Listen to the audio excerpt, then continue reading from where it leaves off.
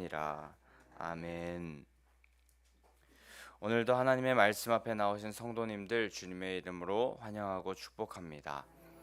이제 5월 달도 중순이 넘어가고 있는데 이 귀한 가정의 달, 우리 이제 6월 4일 온 가족 총동원 초청 집회를 기억하면서 가족들에게 예수님의 사랑을 더 나누고 또 실천하는 성도님들 되시기를 소망합니다.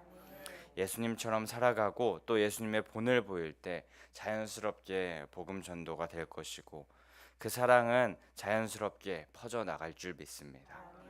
근데 이렇게 예수님처럼 살고 예수님처럼 우리의 삶을 나타내 보인다는 것, 이것은 참 쉽지 않은 일인 것 같습니다. 내 생각, 내 욕심을 내려놓고 살아가야 되는 것이기 때문입니다. 그렇기 때문에 우리 주님께서 말씀하신 자기 부인하고 또 자기 십자가를 지고 살아가는 길이 예수님의 본을 보이는 길인 줄 믿습니다. 오늘도 말씀을 통하여서 우리 생각들 또 세상의 가치, 내 중심적인 판단들 내려놓게 하실 때에 순종하며 나아가신 성도님들 되셔서 믿음의 사람 또 믿음의 전도자들 다 되시기를 소망합니다. 오늘은 이제 어제 큐티 본문에 이은 말씀을 우리가 함께 보게 될 것입니다. 25장에 나발이라는 사람이 등장합니다. 나발은 근데 굉장한 부자였던 것으로 보입니다. 물질적으로 굉장히 부유했던 자입니다. 그 이유를 생각해 볼 수 있는 것은 그를 처음 소개할 때 그가 어디 사람인지 또 누구의 아들인지 뭐 이런 것을 말하는 것이 보통 성경에서 사람을 소개하는 가장 처음 등장하는 것인데, 이 사람은 그가 어디 사람인지 뭐 어떤 사람인지를 말하기보다 2절 말씀에 보면 그의 소유가 어느 정도인지 설명하는 것으로 볼 때에 그렇게 추측할 수 있을 것 같습니다. 또한 이렇게 재산을 먼저 이야기했다라는 이유를 한 가지 더 생각해 본다면, 나발이 이 세상을 살아갈 때 어떤 가치관으로 살아가는가도 생각해 볼 수 있는 것 같습니다. 사람을 판단할 때도 또 사람을 바라볼 때도 나발은 물질적인 가치에 완전히 사로잡혀서 돈과 또 명예, 세상적 가치를 가장 먼저 바라보는 사람, 그 사람이 나발이었던 것 같습니다. 근데 이 나발, 구약 시대에 물질적인 풍요를 이루었던 이 나발. 근데 구약 시대의 물질적인 풍요는 하나님께서 주시는 복이라고도 많은 사람들이 생각했는데, 그는 하나님께서 주신 이 복을 누리고 있는 것에 대해서는 전혀 생각하지 않고 어리석고 무례하고 또 교만하게만 행동하는 자였습니다.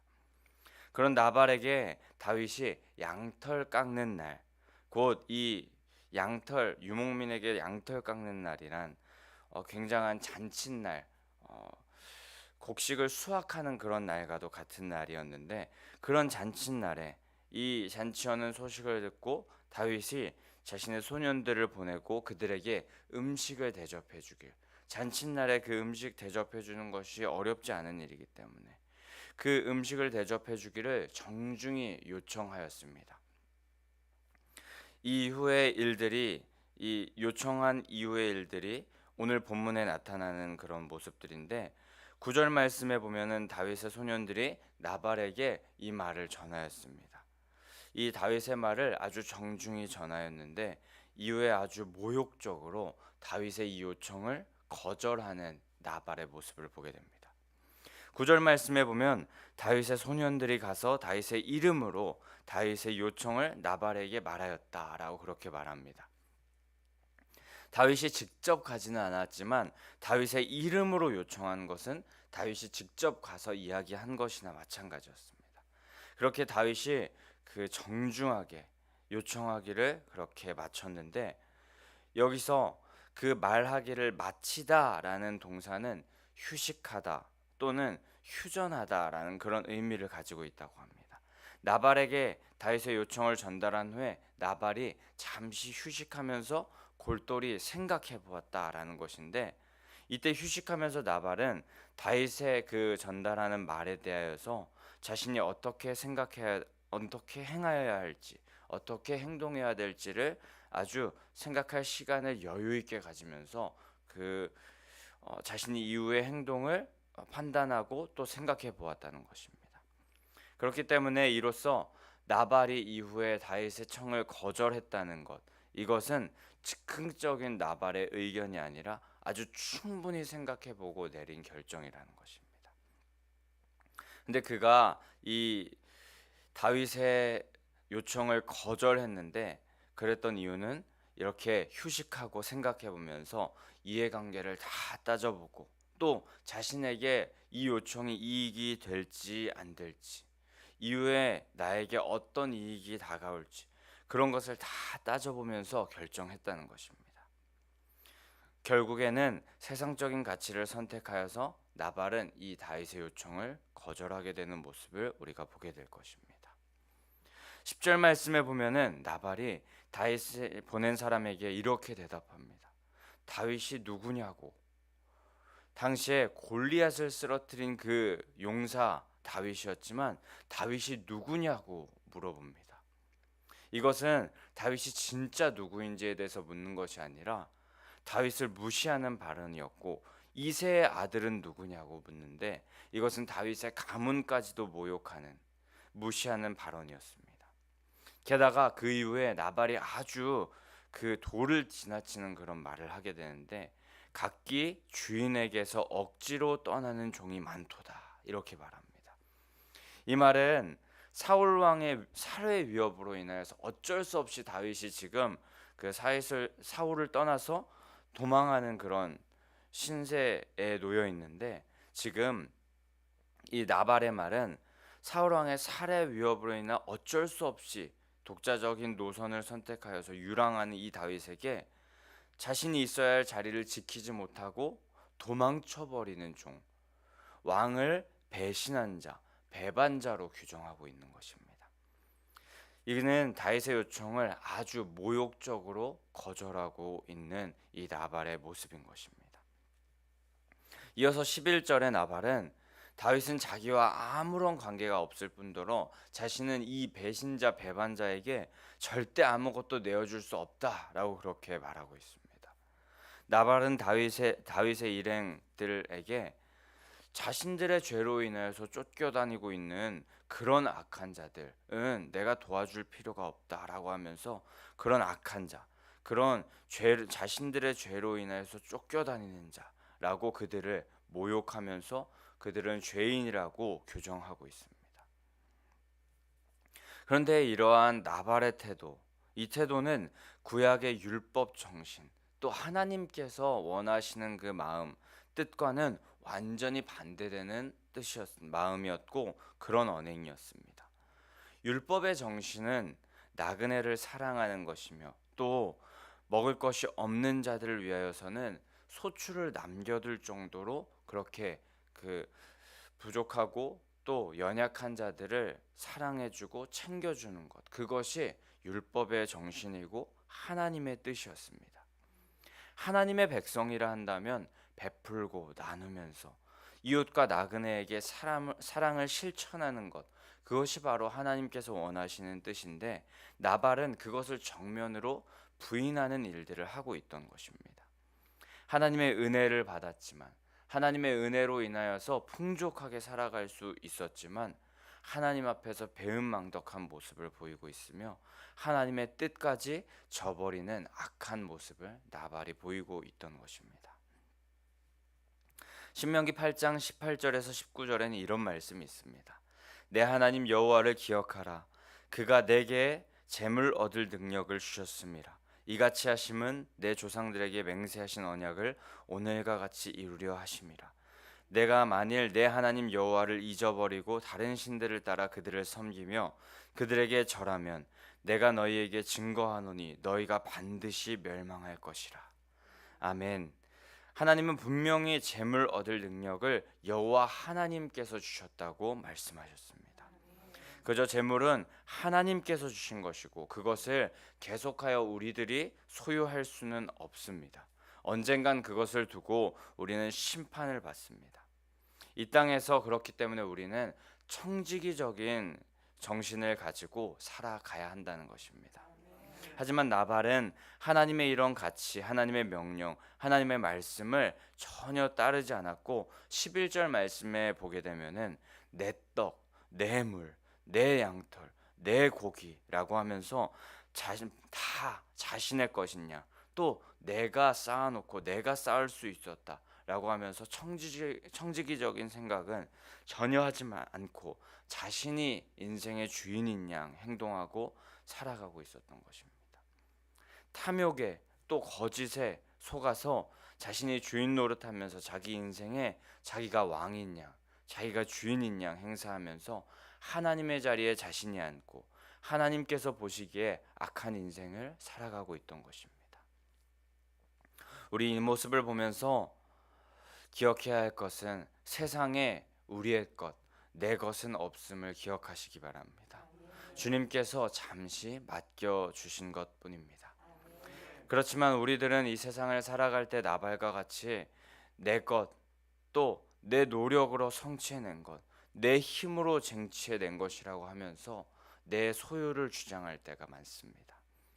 그렇게 우리는 방금 함께 보았던 신명기 8장 말씀을 반드시 기억해야 할 것이고, 또 모든 것이 주님께로부터 왔다는 것을 명심하면서 우리는 청지기적인 신앙을 해야 할 것입니다. 또한 그렇기에 주님께 드리는 것을 또한 우리가 아까워할 필요가 없고, 그것을 소외되고 어려운 이웃에게 나누는 것 또한 우리가 소홀히 해서는 안 될 것입니다. 모든 것을 주신 하나님께서 명령하신 일이고 원하시고 바라시는 일임을 우리가 기억하면서 우리는 하나님께서 원하시는, 하나님께 드리는 것, 또 이웃에게 나누고 베풀고 사랑을 그렇게 실천하는 것, 우리가 반드시 그것을 행하여야 할 것이고, 그 하나님의 명령에 순종하고 따르는 자 되어야 할 줄 믿습니다. 이렇게 계속하여서 본문을 보게 되면 이런 모욕적인 말을 다윗의 소년들에게 했던 나발, 그리고 12절에 그 나발의 이야기를 다 듣고 다윗의 소년들은 다윗에게 돌아가서 그 말을 그대로 전하게 됩니다. 이 나발의 무례한 말에 아주 분노를 느끼면서 돌아와서 다윗에게 분노에 차서 이 이야기를 하게 된 것입니다. 나발의 이 무례한 말, 아주 다윗을 무시하는 이런 말들을 전해 듣자 다윗 또한 13절에 굉장한 분노를 느끼는 듯합니다. 그 말을 전해 듣자마자 곧바로 나발에 대한 응징을 계획하고 실행에 옮기는 모습을 보게 됩니다. 13절에 보게 되면 각기 칼을 차라 하고, 다윗도 칼을 찬 후에 200명은 본진을 지키게 하고 400명은 나발을 향하여서 400명을 모두 준비시켜서 나발을 향하게 됩니다. 자신의 병력이 이로써 600명이 있다는 것을 우리가 알 수 있는데, 그 중에 3분의 2인 400명을 동원하여서 한 가문을 친다는 것, 한 가족을 친다는 것, 이것이 당시 다윗의 분노가 얼마나 컸는지를 보여주는 것입니다. 오늘 본문은 여기까지입니다. 그런데 마지막 13절에 다윗의 분노를 우리가 다시 한번 보게 되면은 조금 의아한 모습을 보게 됩니다. 그렇게 잘 참아왔던 다윗, 사울을 죽일 수 있는 그런 상황 가운데 놓였을 때도 하나님께서 세우신 그 왕이다, 하나님의 뜻에 이것이 맞지 않다 라고 하면서 어떤 것이든 하나님의 뜻을 따라 행하며, 또 하나님께 여쭈면서 하나님께서 세우신 질서를 잘 지키면서 인간적인 복수의 마음 또한 잘 잠재웠던 그런 다윗인데, 자신을 무시하는 그 나발의 태도, 나발의 그 말을 전해 듣자마자 한치의 망설임도 없이 피해 전쟁을 계획하고 또 실행에 옮기려는 모습을 보게 됩니다. 악을 선으로 갚을 줄 알았던 그런 다윗인데, 이 다윗이 지금 분노에 휩싸여서 사울과 같은 모습을 지금 보이고 있는 것입니다. 이렇게 분노에 사로잡히게 되면 하나님을 바라볼 수가 없습니다. 분노는 현실을 파괴시켜 버립니다. 분노는 이 통제하지 못할 분노가 우리 가운데 다가오게 될 때는 분명히 자신의 현실 가운데 한 군데 이상은 붕괴되어 버리는, 지금 다윗은 하나님과의 관계가 붕괴되어 버린 모습을 보게 됩니다. 근데 이렇게 되지 않으려면 분노를 잘 조절해야 될 텐데, 근데 이 분노를 잘 조절하고 다스린다는 것은 참 말처럼 쉽지는 않습니다. 사람의 이 분노 버튼을 누르게 만드는 것이, 어떤 사람은 자신의 자존심을 건드리거나, 또 어떤 사람은 내가 여기까지는 참을 수 있다라고 하는 한계를 어느 정도 정해 놓는데 그것을 건드릴 때, 또 어떤 사람은 자신의 가치관, 자신의 생각으로는 이건 절대 이해할 수 없는 일이야 라고 하는 일들이 눈앞에 펼쳐지게 될 때, 그때 우리는 분노하게 됩니다. 그래서 오늘 다윗도 분노하게 될 때, 이건 진짜 나발이 잘못한 거야. 나발이 정말 내가 여기까지는 참을 수 있는데 이 정도를 너무 도를 지나쳤어. 그렇기 때문에 내가 이런 상황에서는 마땅히 내가 분노해도 돼 라는 그런 생각으로 분노를 했을 수도 있을 것 같습니다. 나발이 굳이 이렇게까지 해야 되나? 굳이 이렇게까지 거절하고 모욕할 이유가 없는데 자신을 너무 심하게 대해야 했기 때문에 나발에겐 이렇게 해도 된다라고 그렇게 생각할 수도 있었을 것 같습니다. 그러나 이런 다윗의 분노, 이것은 하나님께서 원하시는 모습이 아니었습니다. 하나님의 뜻은 자신의 자존심을 건드릴지라도, 그리고 또 내가 복수할 힘이 있더라도 모든 상황 가운데서 잠시 멈춰서 하나님의 뜻을 여쭙고, 어떤 상황 가운데서라도 하나님의 이름을 높이고 하나님의 뜻대로 하나님의 말씀대로 행하는 일이었습니다. 근데 이 사무엘상 17장 26절에 보게 되면은 이전에 다윗이 한 번 더 분노했던 모습을 찾아볼 수 있는데, 바로 이스라엘 하나님을 모욕하는 골리앗을 향한 분노를 보였던 다윗, 그때 다윗은 한 번 더 분노했었습니다. 이때 그런데 다윗이 분노했던 이유, 할례받지 않은 블레셋 사람이 살아계신 하나님의 군대를 모욕했기 때문에 이때 다윗이 한번 분노를 했었습니다. 다윗은 자신을 모욕하였던 나발로 인하여서 분노하는 그런 모습이 오늘 본문에서 보여졌고, 또 사무엘상 17장 26절에는 하나님의 이름, 하나님의 군대를 모욕함으로 인하여서 분노했던 이전의 다윗의 분노의 모습이 있는데, 하나님은 전자의 이 나발에게 분노했던 모습은 원하지 않으셨지만 후자의 그 골리앗, 하나님의 군대를 모욕했던 그 골리앗으로 인하여서 분노하였던 그 분노에 대하여서는 하나님께서 기뻐하셨습니다. 하나님의 이름이 땅에 떨어지는 것에 대하여서 의분을 품고 달려드는 것, 그렇게 분노하며 달려드는 것, 그것은 기뻐하시지만 오늘 나발로 인하여서 자신의 이름이 땅에 떨어지는 것 같은 상황, 자존심이 꺾이는 그런 상황에서 분노하는 것을 하나님께서 원하지 않으시고, 마음을 가라앉히고 하나님의 뜻을 구하는 시간을 가져야 함을 오늘 말씀하시는 것입니다. 하나님의 이름을 높이지 못하는 상황은 언제나 그 결국이 온전한 길로 향할 수 없음을 우리는 명심해야 할 것입니다. 분노는 어리석게 시작하여서 항상 후회로 끝나게 됨을 우리는 명심하면서, 분노는 분명히 죄로 연결될 수 있는 그런 상황에 이를 수 있기 때문에 항상 우리 가운데 분노가 일어날 때, 또 특별히 하나님의 이름이 땅에 떨어지는 것에 대한 분노가 아니라 내 이름이 땅에 떨어지는 것에 대한 분노가 있을 때 항상 그것이 죄로 연결될 수 있다는 것을 경계하면서 우리는 매 순간 하나님의 통치하심을 받기를 구하면서 살아가는 자 되어야 할 줄 믿습니다. 시편 37편 8절에 분을 그치고 노를 버리라, 불평하지 말라, 오히려 악을 만들 뿐이라 말씀하셨고, 잠언 16장 32절에 노하기를 더디하는 자는 용사보다 낫고 자기의 마음을 다스리는 자는 성을 빼앗는 자보다 나으니라 말씀하셨습니다. 저도 이런 그 분노에 대한 말씀을 전할 때 참 부끄러운 것은, 하나님의 이름이 땅에 떨어지는 것에 대해서는 제가 침묵하고 잠잠할 때가 너무나도 많은 것 같습니다.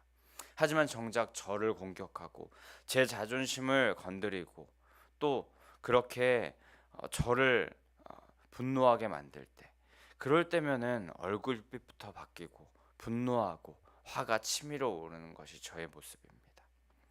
하지만 우리 모두가 반드시 기억해야 할 것, 분노는 하나님께서 원하시는 성품이 아니라는 것입니다. 분노는 하나님의 자리를 자신과 죄악과 화로 가득 채울 뿐입니다. 하나님의 자리를 붕괴시켜 버리고 그 자리에 죄와 또 내가 주인된 모습, 또 분노, 화로 가득 채우면서 하나님을 잊게 만드는 그런 모습이 분노이기 때문에 우리는 분노를 잠재울 줄 아는 하나님께 우리의 인생을 계속하여서 의탁하고 통치하심을 구하면서 살아가서 결국에 분노를 다스리고 하나님께서 왕 되시는 삶을 살아야 할 줄 믿습니다.